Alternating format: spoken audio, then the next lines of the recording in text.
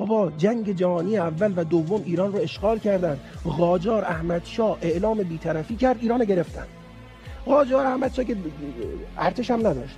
رضا شاهی که ایشون کتاب نوشته تحریف کرده، رضا شاه هم ارتش داشت، شهریور 20 اعلام بی‌طرفی کرد رضا شاه. امروز هم مستاق داره. من امروز حالا کار ندارم، من امروز اصلا کار من تاریخ با امروز متوجه امروز جنگ 12 تاریخ می‌خوایم جنگ 12 روزه ما آمدیم در جنگ 12 روزه ما چه کار به اسرائیل و آمریکا داریم؟ حقوق بشر کو، قوانین بین‌المللی کو، طبق تمامی قوانین بین‌المللی حمله به تأسیسات هسته‌ای ممنوعه. آقا حمله کردن، صدای ایشون برای آمریکا بلند شد، از تجاوز لذت می‌بریم. این نمیدونم ریشه در روانشناختی داره. شما از خب چرا نمیگین؟ حالا نه، حالا بذارید من تو وقت خودم بگم اینا. حالا پس یادتون باشه نوکری تو ذات من. نه کم کم کروموزوم نوکری دارم. نوکری ذاتی چرا؟ نه انسان ها تربیت میشن. خود شما اول انقلاب ضد آمریکایی هستید. مصاحبتون هست. من از دوستانی که میبینن برید مصاحبه‌هایشون ضد آمریکا ببینید. چرا باید به زیبا کلام ها اعتماد کرد؟ کسی که از 10 سال یه بار نظرش عوض میشه.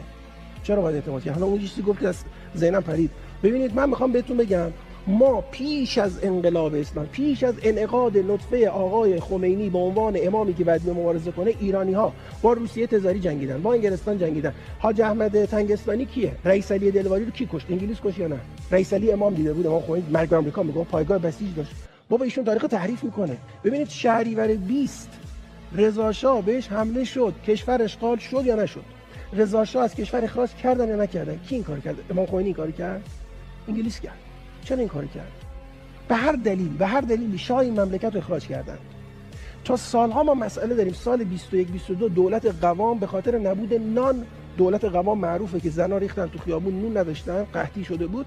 دولت قوام میگن دولت نان سرنگون شد. کتاب آقای عظیمی رو بخونید. اینا که دیگه جریان حزب اللهی و مذهبی اینا نیستن که این جریانات رو باید بشناسید. چرا با رضا شاه این کارو کرد؟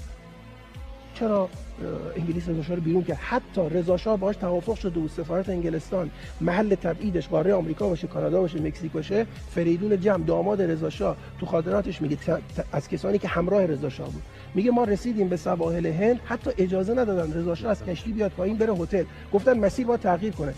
فریدون جم میگه افسرهای انگلیسی از کشتی اومدن بالا، حتی من ناراحت شدم، حتی به رضا شاه احترام نظامی نداشتن. من مترجم رضا شاه بودم، گفتن شما حق ندارید به این منطقه بروید، به سمت